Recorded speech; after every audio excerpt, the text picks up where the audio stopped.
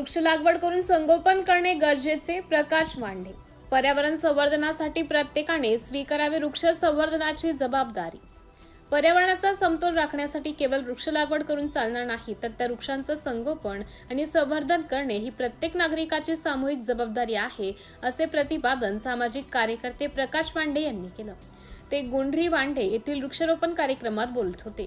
यावेळी विविध मान्यवर, ग्रामस्थ, युवक, महिला तसेच विद्यार्थी मोठ्या संख्येने उपस्थित होते।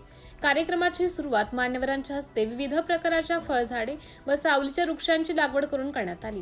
प्रकाश वांढे म्हणाले की सध्या वाढते तापमान, जंगलतोड, पाण्याची कमतरता आणि प्रदूषण यामुळे पर्यावरणाचा समतोल बिघडत आहे।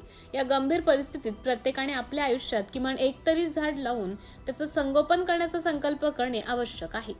अनेकदा मोठ्या उत्साहात वृक्षारोपण केले जाते, मात्र त्यानंतर त्या रोपांकडे दुर्लक्ष होत असल्याने ती नष्ट होतात।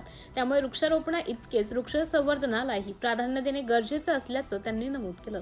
यावेळी उपस्थितांना वृक्षांना नियमित पाणी देणे, संरक्षणासाठी कुंपण उभारणे, वेळोवेळी खत व निगा राखणे तसेच वृक्षांची जबाबदारी स्वीकारण्याचं आवाहन करण्यात आलं।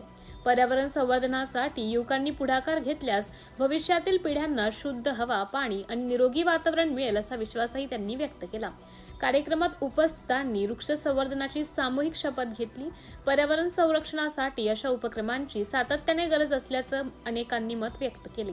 यावेळी सरपंच अनिल वांढे, तामसवाडी केंद्र प्रमुख विजय राठोड, पोलीस पाटील गजानन लोणारे, जिल्हा परिषद शाळेचे मुख्याध्यापक वासुदेव जीवतोडे, माजी उपसरपंच राजू झाडे, अंगणवाडी सेविका मालाबाई खोब्रागडे, मदतनीस मंगला झाडे, अर्चना देवतळे, अमोल वांढे, राकेश खांडाळकर सह समस्त गावकरी उपस्थित होते। कार्यक्रमाच्या यशस्वीतेसाठी आयोजकांनी परिश्रम घेतला असून उपस्थितांनी उपक्रमाचं कौतुक केलं।